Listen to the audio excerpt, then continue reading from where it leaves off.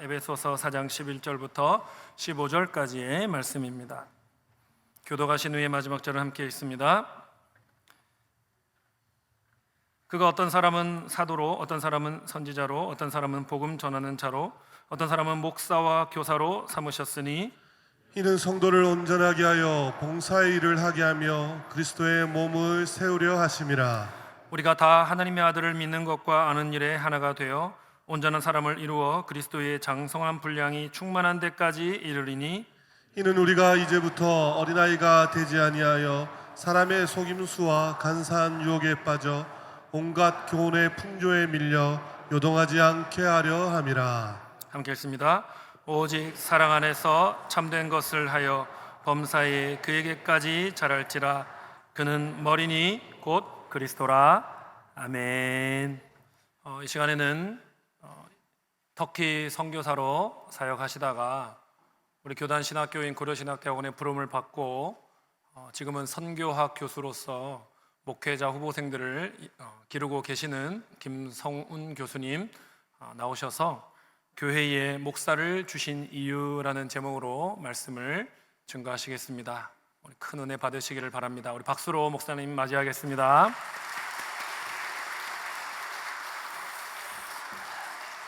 우리 성도님 여러분들께 진심으로 감사를 드립니다. 우리 울산 시민교회는 우리 신대원이 어려울 때마다 여러 번 많은 물질로서 또 후원해 주시고 또 기도해 주셨습니다. 덕분에 우리가 좋은 목사들을 많이 배출을 할 수 있었습니다. 오늘 또 우리 신대원 주일을 맞이해서 또 귀한 설교에 초청해 주신 우리 당회와 또 우리 목사님에게 감사를 드립니다. 오늘 우리에게 주신 말씀을 중심으로 교회에 목사를 주신 이유라는 제목으로 하나님의 말씀을 전하고자 합니다.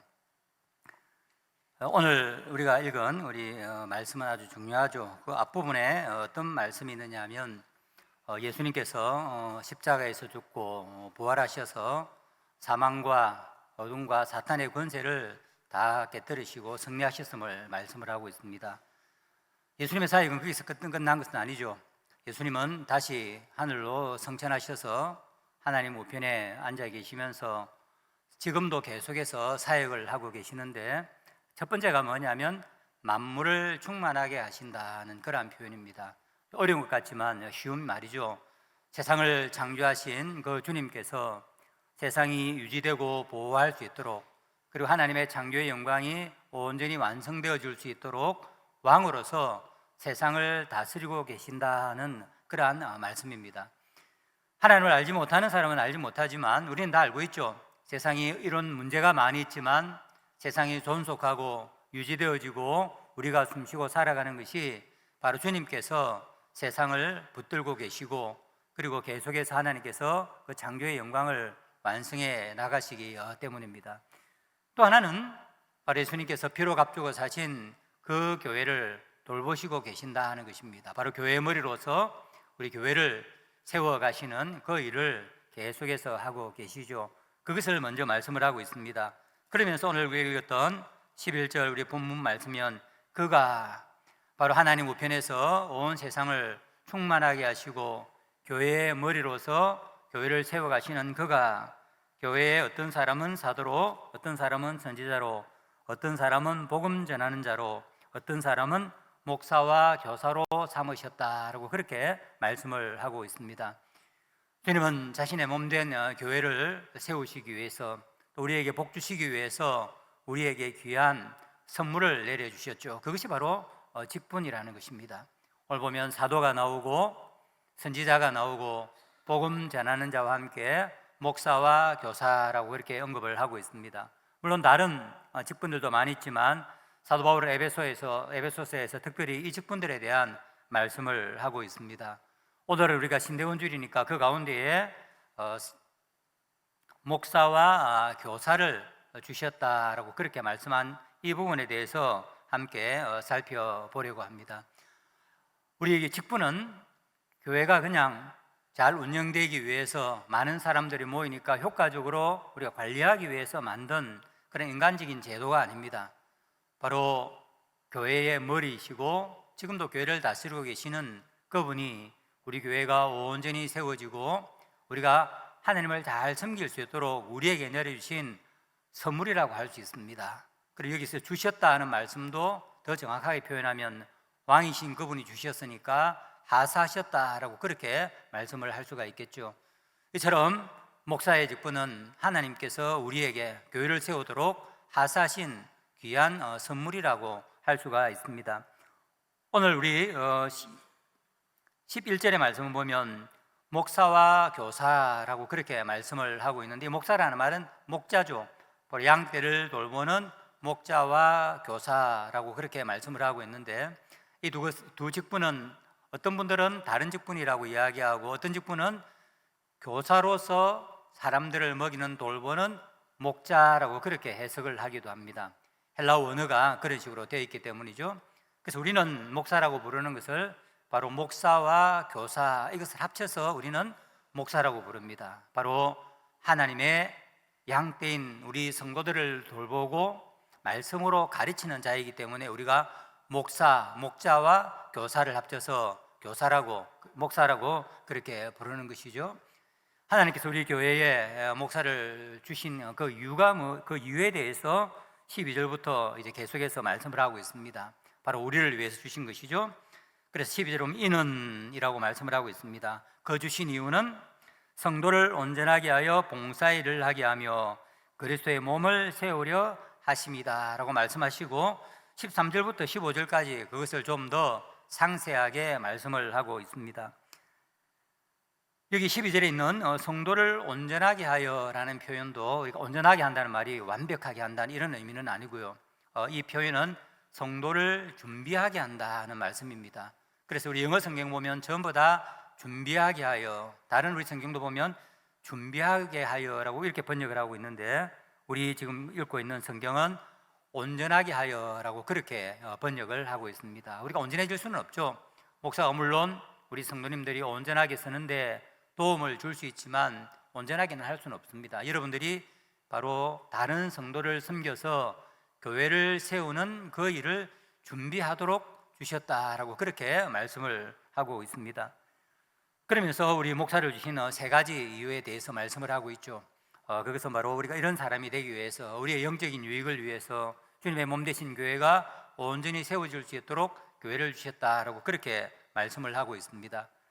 그리고 또 사도는 우리 목사들에게도 한번 권고의 말씀을 했습니다. 이 말씀은 우리 교회 성도들이 다 알아야 되는 말씀이니까 우리 성도들을 대상으로 주셨지만, 사도 바울은 마지막 선교 여행에서 밀레도에서 에베소 교회 목사들을 다 밀레도에 불러서 고별 설교를 했습니다. 그러면서 하나님께 세우신 목사 여러분들이 어떤 일을 해야 하는지에 대한 말씀도 해주셨죠. 우리 사도행전 20장 28절과 29절 말씀을 같이 한번 읽어보겠습니다. 여러분은 자기를 위하여 또는 온 양떼를 위하여 삼가라. 성령이 그들 가운데 여러분을 감독자로 삼고 하나님이 자기 피로 사신 교회를 돌보게 하셨느니라. 그 다음 구절입니다. 내가 떠난 후에 사나운 이리가 여러분에게 들어와서 그 양떼를 아끼지 아니하며. 이게 보면 하나님께서 피로 값주고 사신 교회, 바로 우리가 죄와 사탄의 종로로 닫은 우리를 구원해 주시기 위해서 예수 그리스도의 피를 값주고 우리를 사서 만드신 바로 양떼 교회라고 그렇게 말씀을 하시죠. 그 교회를, 양떼를 돌보도록 목사를 세우셨다라고 그렇게 말씀을 하고 있습니다. 우리 성도의 편에서 보면 바로 우리가 온전히 서서 그리스도를 닮아가기 위해서 목사를 주셨고, 또 목사는 바로 양떼 성도들을 돌보면서 온전히 주님 앞에 서도록 하도록 우리에게 주셨다 하는 그런 말씀입니다. 그러면서 세 가지 목사를 주신 이유에 대해서 말씀을 하고 있는데, 이것은 목사를 주신 이유이기도 하지만 바로 우리 개개인이, 우리 교회가 마땅히 성장해야 될 목표이기도 합니다. 첫 번째 말씀은 우리 13절에 보면 우리가 다 하나님의 아들을 믿는 것과 아는 일에 하나가 되어야 한다라고 그렇게 말씀을 하고 있습니다. 우리가 다 하나가 되어야 되겠죠.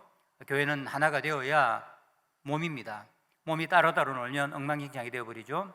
또 이 세운다는 말은 건물을 건축한다는 그 말씀에서 왔죠. 지금 우리 교회당이 있습니다. 이곳에는 다양한 기둥도 있고 지붕도 있고 벽도 있죠. 그런데 이 모든 재료들이 하나가 되어지지 않고 따로 또 놀면 어떻게 되겠습니까? 건물이 세워지지 않는 것이죠. 무너지고 건물이 될 수가 없습니다. 그것을 염두에 두면서 우리 교회는, 하나님의 백성은 하나가 되어야 된다라고 그렇게 말씀을 하고 있습니다. 오늘 여러분들이 유아 세례를 받는데 얼마나 함께 기뻐합니까? 우리가 하나가 되어질 때, 한 가족이 될 때 누리는 기쁨입니다. 그럼 우리가 어떻게 해서 우리가 교회가 하나, 한 몸이 될 수가 있겠습니까? 우리가 어떤 조직을 구성한다고 해서 한 몸, 한 교회가 되는 것은 아닙니다. 어떤 프로그램을 운영한다고 해서, 우리가 침묵하기 위해서 다양한 프로그램을 만든다고 해서 우리가 정서적으로 가까워지고 하나가 되는 것은 아니죠. 그래서 오늘 보면 하나님의 아들 예수 그리스도를 믿는 것과 아는 일에 하나가 되어야 된다라고 그렇게 말씀을 하고 있습니다. 교회가 뭐냐고 이야기하면, 단단하게 이야기하면 바로 동일한 신앙을 고백하는 공동체가 교회입니다. 바로 하나님께서 예수 그리스도 안에서 성령을 통해서 하신 그것을 믿고 고백하고 하나가 되는 것이 교회죠. 그래서 우리 교회에서는 신앙 고백을 가르치는 것입니다. 오늘 우리가 예배를 드릴 때에 먼저 신앙 고백을 했죠. 우리가 다 이것을 믿습니다 라고, 그래서 하나가 되는 것입니다. 우리만 고백한 것이 아니라 오늘 예배를 드리는 모든 교회가 동일한 신앙 고백을 하고, 세계에 있는 모든 교회가 동일한 신앙 고백을 합니다. 그것을 통해서 우리 울산 시민교회는 하나가 되어지고, 우리 지역교회가 하나가 되어지고, 온 세계교회가 하나님의 한 몸으로 하나가 되는 것이죠. 그럼 이것을 우리가 어떻게 알 수가 있겠습니까? 이 신앙 고백을 통해서 한 신앙 고백을 하려고 하면 하나님에 대해 배워서 하나님을 알고 그 하나님을 섬겨야 하는 것입니다. 바로 이 하나님에 대해서 가르쳐줄, 그리고 이 복음의 말씀을 선포할 목사가 있어야 하는 것이죠. 이 강단을 통해서 순수한 복음, 하나님께서 예수 그리스도 안에 성령을 통하여서 무엇을 하셨는지 삼위 하나님에 대해서 가르쳐주는, 설교하는 목사가 있어야 하고, 그리고 개인적으로 성경 공부를 통해서 우리에게 신앙을 물려주는 바로 그런 목사가 있어야 하는 것입니다. 그것을 들음으로써 우리는 하나님에 대해 배워 하나님을 알고 한 하나님을 섬김으로써 하나가 되는 것이죠. 그리고 난 뒤 우리는 오늘 신앙 고백을 한 자들에게는 세례를 베풀죠. 세례를 통해서 우리는 그리스도의 몸의 한 몸이 되는 것입니다. 그리고 그 몸을 우리가 함께 즐기는 것이 바로 성찬식을 통해서 한 몸인 예수님의 몸과 예수님의 피를 마시면서 우리는 하나됨을 확인하고 하나님 주시는 그 구원의 기쁨을 누리게 되는 것입니다. 그래서 우리의 신앙이 성장하고 우리가 하나가 되어서 하나님 주시는 기쁨을 누리게 되는 것이죠. 바로 이 일을 하라고 목사를 주신 것입니다.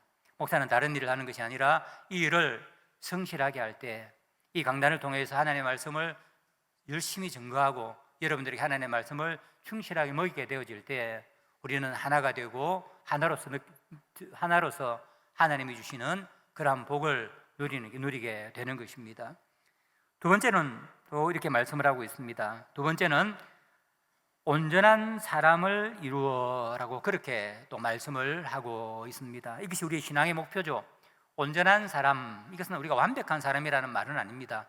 우리가 어떻게 해서 완벽한 사람이 될 수가 있겠습니까? 우리는 여전히 죄를 짓고 실수를 하고 하는 부족한 사람들입니다. 이 온전한 사람이라는 말도 성경의 더 정확한 표현, 우리 원어의 성경에 의하면 성숙한 사람이라는 표현입니다. 바로 성인이 된다 하는 것이죠. 그것이 대비되는 것이, 이것을 설명하기 위해서 14절의 말씀이 있는데, 이는 우리가 이제부터 어린아이가 되지 아니하여 사람의 속임수와 간사한 유혹에 빠져 온갖 교훈의 풍조에 밀려 요동하지 않게 하려 함이라. 바로 이 온전한 사람, 성인과 그 다음에 보면 어린아이와 같은 사람을 구분하죠. 그리고 온전한 성도, 어린아이와 같은 성도라고 이야기를 할 수가 있을 것입니다. 어린아이와 같은 성도의 특징이 무엇입니까? 유혹에 쉽게 흔들립니다. 이 사람이 이 말을 하면 이쪽으로 갔다가, 저 사람이 저 말을 하면 저쪽으로 가고, 세상에 좀 어려움이 오면 또 흔들리고, 그래서 계속해서 파도가 치는 바다에 떠 있는 작은 배처럼 계속해서 흔들리게 되는 것입니다. 그래서 우리가 하나님이 주시는 구원의 기쁨을 누릴 수가 없는 것이죠. 바로 그것을 위해서 사도 바울은 뭐라고 이야기하느냐 하면 그런 사람이 아니라 바로 성숙한 온전한 흔들리지 않는 굳건한 신앙을 가지는 그러한 사람이 되도록 우리가 되어야 하는데 그 일을 위해서 목사를 주셨다라고 그렇게 말씀을 하고 있습니다. 우리가 읽었던 사도행전 28장 29절의 말씀을 보면 바로 목사들에게 뭐라고 말씀하셨느냐 하면 돌보라, 양떼를 돌보라 라고 이야기를 하시고 그 다음에 나오는 것이 무엇입니까? 내가 떠나면 이리가 와서 양떼들을 아끼지 아니하고 해칠 것이다 라고 그렇게 말씀을 하고 있습니다. 이 이리가 누구겠습니까? 바로 이단들입니다. 초대교회 때부터 계속해서 우리 성도들을 유혹해서 넘어뜨리려고 하는 이단들이 있은 것이죠. 지금도 얼마나 많은 이단들이 있는지 모릅니다. 신천지가 있고요, 통일교가 있고, 하나님의 교회라는 곳이 있고, 몰몬교회가 있고, 이름을 다 갖다 댈 수가 없습니다. 수많은 이단들이 계속해서 하나님의 양떼인 여러분들을 넘어뜨리기 위해서 호시탐탐 기회를 노리고 있는 것입니다. 그러면서 약간의 빈틈을 보이면 거짓말을 하죠. 성경 공부하자, 이 말씀 이 말이라고 이야기를 하면서 속이고 유혹을 해서 믿음이 굳건하지 못한 그런 성도들을 넘어뜨리는 것입니다. 이단에 한번 넘어가면 어떻게 됩니까? 비극이 찾아오는 것이죠. 개인의 영적인 세계가 무너지면 물론이고 가족도 이렇게 되어집니다. 수많은 사람들이 어려움에 처하게 되는 것을 우리가 이단에 빠진 사람과 그 가족들이 겪는 우리 고통을 통해서 우리가 볼 수 있죠. 왜냐하면 바로 이단의 뒤에는 사탄이 있기 때문입니다. 사탄은 끊임없이 하나님의 양떼들을 공격해서 넘어뜨리기 위해서 때로는 이단이라는 이름으로, 때로는 세상의 교묘한 다른 방법으로 우리를 넘어뜨리게 합니다. 이것을 이기는 방법은 무엇입니까? 바로 굳건한 믿음의 성인이 되는 것입니다. 이를 위해서 목사님을 보내주셨습니다. 목사님이 이곳에서 열심히 말씀을 통해서 진리를 가르치면 여러분들이 그 진리의 말씀을 먹고 건강해지고 성장을 하는 것이죠. 우리 교회 사는 성경 공부를 통해서 진리를 분별하게 되어지면 세상의 이단으로부터 오는 것도 이겨낼 뿐만 아니라 세상의 온갖 근심과 걱정, 우리를 넘어뜨리게 하는 그것을 다 이겨내고 굳건히 하나님을 붙들게 되는 것입니다. 오늘 우리가 노래 불렀던 것처럼 험한 파도 속에서도 흔들리지 않는 저 깊은 바다의 물처럼 우리가 온전한 사람으로 서게 되는 것이죠. 바로 이 일을 하라고 하나님께서는 우리에게 목사를 보내주셨습니다. 이 강단을 통해서 우리 목사님이 설교를 할 때 여러분들 그 설교를 듣고 건강한 튼튼한 사람이 되어지고 진리를 분별하게 되어지고 모든 이단의 유혹과 어려움으로부터 그리고 세상의 유혹으로부터 우리를 지켜나갈 수가 있는 것입니다. 세 번째가 또 이렇게 말씀을 하고 있습니다. 그리스도의 장성한 분량이 충만한 데까지 이르리니, 이것도 좀 어렵죠. 이 말씀을 더 쉽게 15절에서 이렇게 말씀을 하고 있습니다. 오직 사랑 안에서 참된 것을 하여 범사의 그리스도에까지 자랄지니 그는 머리니 곧 그리스도라라고 그렇게 말씀을 하고 있습니다. 쉽게 말하면 예수님을 닮은 사람이 된다 하는 바로 그런 말씀입니다. 우리 예수 믿는 사람들에게 최고의 목표는 무엇입니까? 그냥 어려움을 극복하는 것입니까? 하나님 주시는 기쁨을 조금씩 누리는 것입니까? 세상에서 하나님 주시는 부유함을 경험하는 것입니까? 물론 그런 것은 좋은 것이지만 성경은 우리에게 계속해서 말씀하시기를 우리가 최종적으로는 예수님을 닮은 온전한 모습으로 변하는 것이 우리의 목표다. 이것이 우리의 지복입니다. 세상에서 우리는 예수님을 온전히 닮아갈 수는 없죠. 그러나 우리가 부활의 몸을 가지고 우리가 다시 부활할 때는 예수님을 닮은 온전한 모습을 가지게 될 것이다 라고 그렇게 성경은 우리에게 말씀을 하고 있습니다. 그것을 이 땅에서 우리가 이루라는 것이죠. 우리의 목표는 예수님을 닮은 머리까지 자라는 성숙한 모습입니다. 이것을 우리가 어떻게 이룰 수가 있겠습니까? 오늘 우리 성경에 보면 15절에 보면 사랑 안에서 참된 것을 하여 자라라. 그 방법 중에 하나가 예수님을 닮은 성숙한 모습으로 자라는 것 중에 하나가 사랑 안에서 참된 것을 하여, 보면 각주가 달려있죠. 성경에 보면 다시 말하면 사랑 안에서 진리를 행한다 하는 이런 말씀입니다. 좋은 말씀 같지만 사실 어려운 말씀이죠. 우리가 사랑과 진리 양자를 유지한다는 것은 정말 쉬운 것은 아닙니다. 진리에 관심이 많은 사람들은 비판적이죠. 다른 사람들의 어떤 잘못들을 잘 찾아내고요, 교회의 불의한 것, 어두운 면들을 잘 찾아냅니다. 그러다 보면 무엇입니까? 사랑을 잃어버리기 쉽습니다. 교회에 이런 사람들은 반드시 필요하고 또 이런 사람들이 칭송을 받아야 하지만 사랑을 잃어버리고 진리만 강조하다 보면 교회는 건조해지고 사람들 사이에 다툼이 생기게 되어지는 것이죠. 우리 초대교회 보면 에베소 교회가 그랬습니다. 그러면서 주님께서 에베소 교회를 책망하실 때에 너희들이 진리를 잘 분별한 것은 잘하였지만 처음 사랑을 잃어버렸다. 처음 사랑을 회복해야 된다라고 그렇게 말씀을 하셨습니다. 또 교회는 어떤 분들은 사랑이 많은 분들이 있죠. 잘못하는 것도 용납하고 받아주고 감사하고 하는 사랑이 많은 분들이 있습니다. 이 사랑을 강조하다 보면 또 무엇입니까? 진리를 놓쳐버리는 그러한 또 우리 어려움을 범하게 되어지죠. 그래서 모두 사랑이다는 말만 하다가 교회는 또 진리를 잃어버리게 됩니다. 그러면 교회가 거룩함을 유지할 수도 없고 거룩한 성령께서 바로 우리에게 하나님의 거룩한 영을 허락을 해 주시기가 힘들죠. 그래서 오늘 성경의 말씀에 보면 사랑 안에서 참된 것을 하여 참된 것을 하되 사랑을 잃어서는 안 된다. 다른 말로 하면 참된 것을 하되 사랑 안에서 진리를 행해야 한다라고 그렇게 이게 바로 성숙한 사람이고 교회가 그래야 하고 성도가 그래야 한다라고 그렇게 말씀을 하고 있습니다. 이것은 우리에게 정말로 중요하죠. 우리가 전도를 하고 우리가 세상을 살아가는데 우리 그리스도인들이 해야 될, 교회가 해야 될 가장 중요한 일은 예수님을 보여주는 것입니다. 교회 다니는 사람들이 예수님을 어떻게 알 수가 있겠습니까? 바로 우리가 사랑 안에서 진리를 행하되 사랑을 잃지 않는 그러한 우리를 보고 사람들은 예수님이 그러한 분인 모양이다. 그러한 우리 교회를 보고 예수님은 그러하신 분인 모양이다 하고 예수님에 대한 관심을 가지게 되는 것입니다. 그런데 우리가 늘 서로 싸우고 사랑을 하느라고 진리를 다 잃어버리면 세상 사람들이 어디서 예수님을 보고 어디서 예수님을 만날 수가 있겠습니까? 그래서 사랑 안에서 진리를 행하라. 어렵지만 가능하죠. 왜냐하면 성령 안에서 가능한 것입니다. 왜냐하면 요한복음에 보면 성령을 진리의 영이다라고 말씀하셨고 갈라디아서에서는 성령의 열매 가운데 첫 번째를 사랑이다라고 그렇게 말씀을 하고 있습니다. 성령이 충만한 목사님, 성령이 충만한 우리 성도들은 충분히 성령 안에서 그 분별력을 가지고 따뜻한 마음을 잃지 않으면서 진리를 분별하는 그런 능력이 생겨서 거룩한 교회로 세워지게 되는 것이죠. 바로 이 일을 위해서 하나님께서는 목사님을 세우셨습니다. 진리를 잘 분별할 뿐만 아니라 우리가 신학교에서 훈련을 받아서 사랑을 잃지 않도록 하는 그 훈련을 통해서 성도 여러분들에게 가르치고 성장시켜서 예수님을 닮은 그런 모습으로 세워가는 것입니다. 바로 우리가 이처럼 온전히 하나님을 아는 것과 믿는 것에 우리 온 성도가 하나가 되어지고 그리고 온전한 자, 신앙의 성숙한 자가 되어지고 그리고 진리 안에서 사랑 안에서 진리를 행하는 그래서 예수님의 모습을 닮아가는 그러한 사람이 되어 하나님 주시는 복을 누리도록 우리에게 목사를 허락해 주신 것입니다.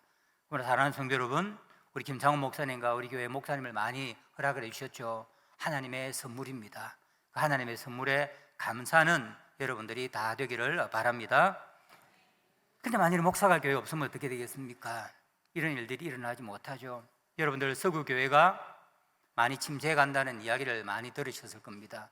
교회가 모스크로 변하고 교회가 레스토랑이나 술집으로 변한다는 그런 이야기를 여러분 들으셨는데 저도 영국 가서 그런 교회를 많이 보았습니다. 사진을 하나 가지고 왔습니다. 사진을 한번 볼까요? 아름다운 교회죠. 지은 지 120년이나 되는 오래된 교회입니다. 한때 사람들이 꽉 차서 하나님을 찬양하던 그 교회인데 지금은 술집으로 바뀌었습니다. 말씀이 선포하는 그 강당에 두 사람이 앉아가지고 지금 뭘 먹으면서 술을 마시고 있습니다. 이런 비참한 일이 생겨나게 된 것이죠. 왜 그러면 유럽 교회가 저런 일이 생겨나게 되었습니까? 물론 성도들이 세속화되어지고 한 그런 이유가 있겠죠. 그러나 무엇보다도 가장 중요한 이유는 바로 말씀을 전하는 오늘 우리가 성경에 나와 있는 이러한 일을 하는 목사가 부족하기 때문입니다. 목사가 없으니까 설교하는 사람이 없지 않습니까? 예배를 인도하는 사람이 없습니다. 한 목사가 10교회를 돌보니까 한 달에 한 번 정도밖에 못 옵니다. 그런데 어떻게 하나님의 말씀을 먹지 못한 성도들이 믿음 안에서 자라고 믿는 것과 아는 것에 하나가 되어지고 성숙한 신자로 유혹을 이기면서 할 수가 있겠습니까? 제가 아는 한 목사님이 유학을 갔습니다. 우리 김성훈 목사님도 미국에 유학을 다녀주시고 이분은 영국에 유학을 갔습니다. 더 좋은 목사 되어서 하나님을 알게 주시면 신학교에서도 가르칠 목적으로 갔었는데, 이제 신학교를 가서 예배를 드려야 되지 않습니까? 학교에서는 예배를 안 드리니까 주일날 예배를 드리러 교회에 갔습니다. 근데 교회당은 참 아름다운데 할머니 7분만 앉아 계시는 거예요. 그래서 예배를 드리겠지 하고 앉아 있는데 예배는 드리지 않고 할머니들이 찬송 몇 곡 부르고 함께 기도하고 그냥 헤어지는 거예요. 그 다음 주일날 갔습니다. 또 똑같은 일을 합니다. 그래서 이 목사님 물어보았습니다. 할머님, 왜 우리가 예배를 안 드립니까? 하니까 우리 교회는 목사가 없습니다. 지금 10년이 넘은 것 같습니다. 목사가 없습니다. 부활절이나 성탄절에 순회라는 목사님이 말씀을 한 번씩 전해주면 그때만 예배를 드립니다. 그러니까 성도들은 뿔뿔이 다 흩어지고 양들이 흩어진 거죠. 목자가 없는 것입니다. 우리만 남아서 드립니다. 이 목사님이 너무나 마음이 아팠습니다. 그래서 할머니들에게 말씀하시기를, 제가 목사입니다. 한국에 온 소문 목사인데 영어는 많이 부족하지만 허락을 해주시면 제가 예배를 인도하겠습니다. 괜찮겠습니까? 하니까 할머니들이 아주 기뻐하셨어요. 예, 예배를 인도해 주십시오. 그 다음 주부터 이분이 예배를 인도하기 시작했습니다. 1년이 지나고 난 뒤에 70명 이상의 사람들이 모였습니다. 흩어진 양떼들이 돌아왔습니다. 교회 관심을 가지고 온 사람들이 하나님의 말씀을 듣고 믿음이 생겨나기 시작한 것입니다. 예수 그리스도께서 무엇을 하셨는지 알기 시작한 거죠. 2년이 지나고 난 뒤에 200명 정도가 되는 교회로 회복이 되었습니다. 이분이 우리 학교에 와서 채플 시간에 우리 신학생들에게 호소를 했습니다. 영국에 목사가 없습니다. 제가 이런 과정을 겪어서 설교를 했는데 이렇게 사람들이 모였습니다. 영국 교회가 술집으로 바뀌어가고 사원으로 바뀌어가는 것은 다른 이유가 아니라 목사가 없으니까, 하나님을 전하는 말씀을 전하는 사람이 없으니까 양들은 마르고 헤어지고 그래서 흩어집니다. 우리가 영국의 선교사님들로부터, 영국 교회로부터 큰 은혜를 받았으니 여러분들이 영국에 와서 목회를 해 주십시오 하면서 간절하게 호소를 우리 학교에서 하고 갔습니다. 바로 목사가 없으면 이런 일이 생기는 것이죠. 근데 우리에게도 이런 조짐들이 나타나고 있습니다. 한 10년 전까지만 하더라도 우리가 지원자들이 200명이 넘었습니다. 근데 작년에는 우리 신대원을 지원한 사람이 95명밖에 되어지지 않았습니다. 반토막이 난 것이죠. 재소가도 있지만 젊은 연령층의 인구가 많이 줄어든 그런 이유가 있기도 합니다. 그래서 우리 교회들이 지금 부목사님을 구하기가 힘들어졌습니다. 지금은 부목사님 구하기 힘들지만 앞으로 우리 아이가 세례받은 우리 은서가 어른이 되어질 때는 아마 우리도 목사가 없어서 하나님의 말씀을 듣지 못하는, 말씀에 갈급하는 그러한 때가 올지도 모릅니다. 바로 이를 위해서 우리가 신학교를 세운 것이죠. 신학교에서 우리가 목사를 양성하는 이유는, 초대교회 때부터 신학교를 세워서 좋은 목사를 양성하는 이유는 바로 목사가 있어야 바로 이런 교훈교회가 세워지고 건강한 성도들이 나기 때문입니다. 또 사진을 하나 우리가 보았으면 좋겠습니다. 저 사진은 제가 사역을 했던 튀르키예 갑바도키아에 있는 지하 신학교의 사진입니다. 여러분 혹시 갑바도키아에 갔다 오신 분들 계신 줄 아는데, 거기에 가면 지하 도시가 있죠. 지하 8층까지 내려가는 23,000명이 지하에 숨어서 피난 갈 수 있는 큰 대림쿠유라는 지하 도시가 있습니다. 거기에 가면 두 가지 인상 깊은 것이 있는데, 7층에 내려가면 큰 교회당이 있습니다. 십자가 모양으로 된 교회당과 지금 보이는 신학교 2층에 있는 신학교가 있습니다. 왜냐하면 신앙을 지키기 위해서 내려갔는데 예배를 드리지 않으면 무슨 소용이 있겠습니까? 경제활동도 할 수 없고 아무것도 할 수는 없지만 하나님 앞에 예배 드리는 것은 중단하지 않았습니다. 그리고 또 하나, 바로 신학교만큼은 중단하지 않았습니다. 왜냐하면 목사가 양성되어지지 않으면 그런 환란이 다 지나가고 난 뒤에 다시 올라왔을 때에 하나님 말씀을 전하는 그런 목사가 없다면 교회가 세워질 수도 없고 신앙을 유지할 수가 없기 때문이죠. 그래서 그 어려운 와중에 지하에 숨어서라도 다른 것은 다 중단했지만 목사 양성하는 일만은 중단하지 않았습니다. 왜냐하면 목사가 있어야 교회가 세워지기 때문이죠. 우리 고려신학교를 세운 우리 선배들이 그랬습니다. 일제 강점기에 신사참배를 반대한다고 신학교를 폐쇄를 해버렸습니다. 목사가 양성되지 못했죠. 좋은 목사님들은 다 옥에 갇혔습니다. 여러분이 순교를 했습니다. 그중에 몇몇 분들이 신학교에서 간절히 하나님 앞에 서원 기도를 했습니다. 하나님 살려주십시오. 다른 것 때문에 살려주셔서 나가게 되어지면 신학교를 세워서 무너진 강장, 말씀이 끊긴 그 강단을 위한 목사를 양성하겠습니다. 하나님 살려주십시오 했습니다. 그리고 기적적으로 12분이 살아서 나와서 그분들이 1946년 9월 26일 날 단칸방 세를 내어서 신학교를 시작한 것입니다. 1938년 중단되었던 목사 양성하는 신학교가 계속해서 이어지게 된 것이죠. 그 결과 지금 2300여 교회인 우리 고신교회가 세워졌고 전 세계에 복음을 전하는 600명의 선교사님들이 이 학교를 통해서 온 세계에 복음을 전하고 있습니다. 그런데 지금 다시 위기를 맞이한 것이죠. 당장의 위기는 아닙니다. 그러나 우리가 신학교에 온 학생들이 점점 줄어들고 목사가 줄어들게 되어지면 바로 우리도 서구교회와 같은 그런 교회가 영적인 가뭄에 휩싸이게 되는 것입니다. 우리가 신대원을 세우고 신대원을 위해서 기도하고 여러분들이 희생하면서 많은 헌금을 하고 오늘도 작정하는 이유가 뭐냐면 바로 좋은 목사를 우리가 양성하기 위한 것입니다. 다른 교회들은, 외국에 있는 교회들은 신학교 돈을 받지 않습니다. 동방교회라든지 저 지하에 있던 교회들은 교회 일꾼이니까 교회에서 당연하게 그분들을, 헌신한 분들을 양육을 해야 되죠. 그런데 우리는 열악하다 보니까 우리 신대원을 헌신하러 오는 분들에게 수업료를 받습니다. 그것이 부담이 되는 분들도 많이 있죠. 교회는 그렇게 목사를 양성해서는 안 되죠.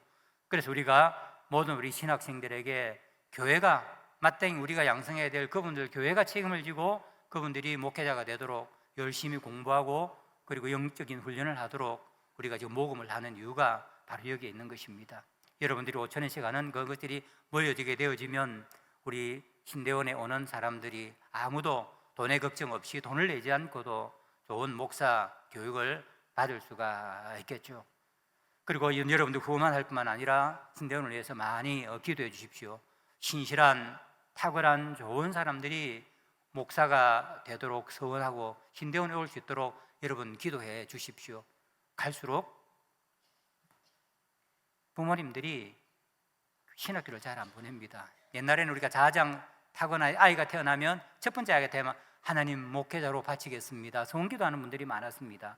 요즘은 목회가 어려워서 그랬는지 아니면 다른 좋은 일들이 많아서 그랬는지 아들이나 우리 교회 성도들이 목회자가 되는 걸 그렇게 썩 좋아하시지 않는 것 같아요.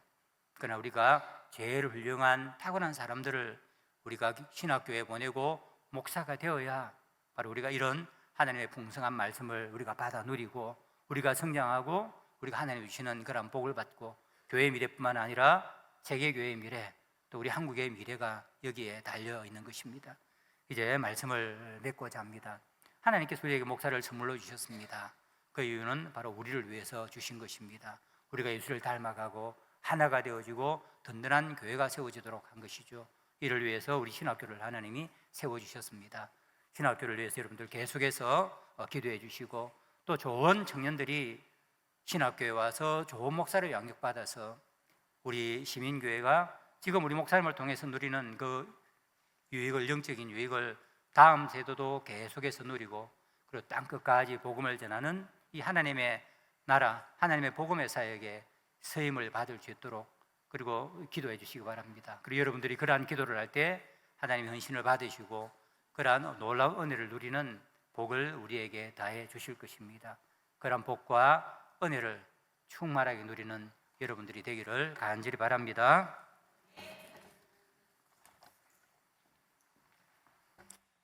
찬송합시다. 210장 시온성과 같은 교회 찬양하겠습니다.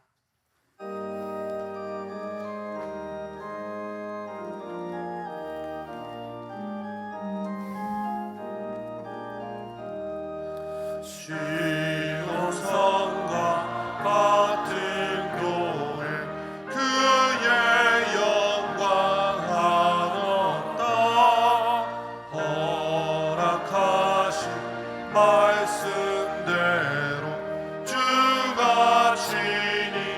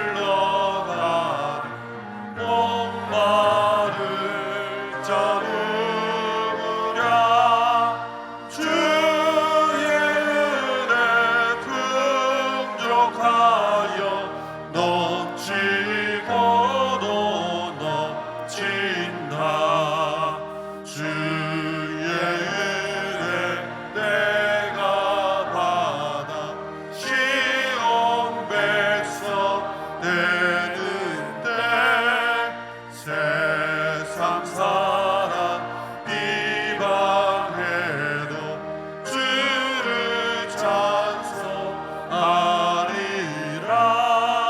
세상 어때 모든 영광 아침 안개 같으라. 주의 자녀 받을 복은 영원 무궁하도다.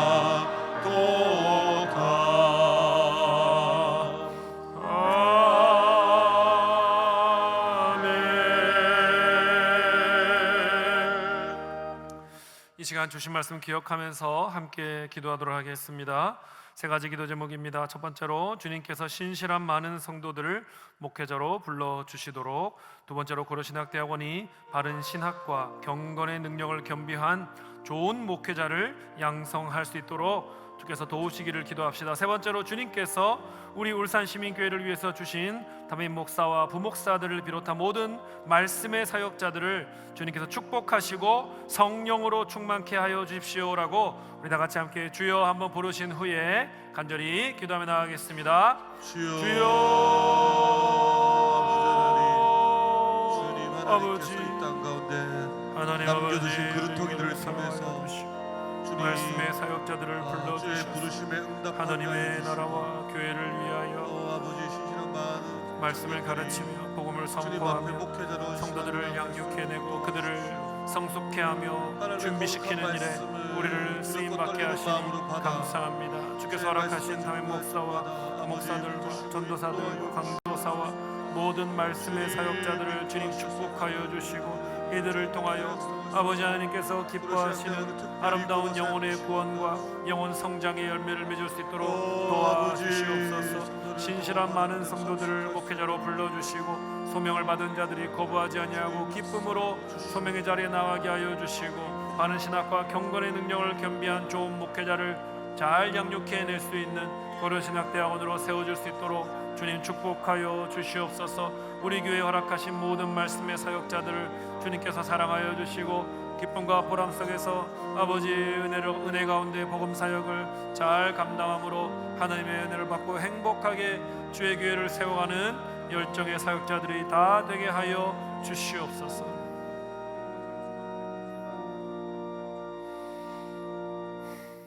참 좋으신 하나님, 오늘 말씀을 통해서 하나님께서 교회를 세우시고 건강하게 키워가시기 위해서 목사를 사용하심을 깨닫게 하심 감사합니다.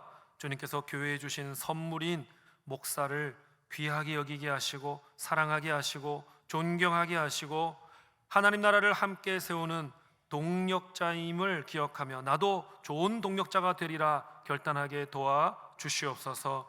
건강한 교회는 좋은 목사를 필요로 합니다. 그런데 오늘날 목사가 되겠노라 소명을 받고 자원하는 성도가 급감하고 있습니다. 주님께서 교회를 위해 택하신 자들, 믿음과 인격과 지식에 있어 뛰어난 자들이 하나님의 부르심에 순종하여 좋은 목사로 훈련받게 하여 주시고, 그래서 주님께서 피로 값주고 사신 교회들을 든든히 세워가는 역사가 이어지게 도와 주시옵소서. 특별히 우리 자녀들 가운데 좋은 인재를 세상의 다양한 영역에 보내어서 하나님 나라를 세워야 하지만 신학과 목회의 영역에도 기쁨으로 파송할 수 있는 우리 부모들이 될 수 있도록 도와 주시옵소서. 그래서 우리 자녀들이 주님의 교회를 위해 기여하는 목회자의 삶을 잘 살아갈 수 있도록 기도로 물질로 후원하는 우리 부모들과 우리 교회 성도님들이 되게 도와 주시옵소서. 목회자를 위해 더 기도하고 목회자 양성을 위해 더 마음을 기울일 때에 주께서 우리 교회와 고신교단의 미래를 축복하여 주시는 은혜를 누릴 수 있도록 도와 주시옵소서.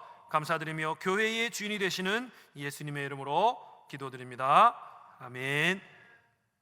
오늘 말씀을 듣고 결단한 내용에 대해서 기도받기 원하시는 분, 시민교회에 등록하기 원하시는 분, 세례받기 원하시는 분, 중보기도를 부탁하시는 분들은 예배 후에 맨 앞자리로 나오셔서 헌신카드를 작성해 주시기 바랍니다.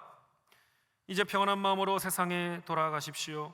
선한 일에 용기를 가지시고 악을 악으로 갚지 마십시오. 항상 약한 자를 돕고 우는 자를 돌아보며 고난당하는 이웃을 위로하십시오. 모든 사람을 존중하며 주님께 봉사하고 주님을 사랑하십시오. 모든 일을 믿음과 사랑으로 행하며 어떤 일에도 희망을 포기하지 마십시오. 그리고 거룩하신 성령님께 순종하여 기쁨과 감사의 생활을 다시 회복하십시오. 하나님 아버지께서는 항상 여러분과 동행해 주실 것입니다. 아멘.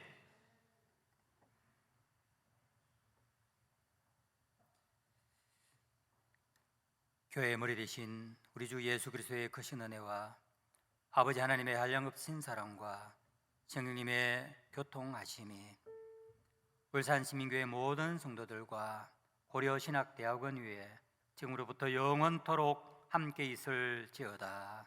아멘.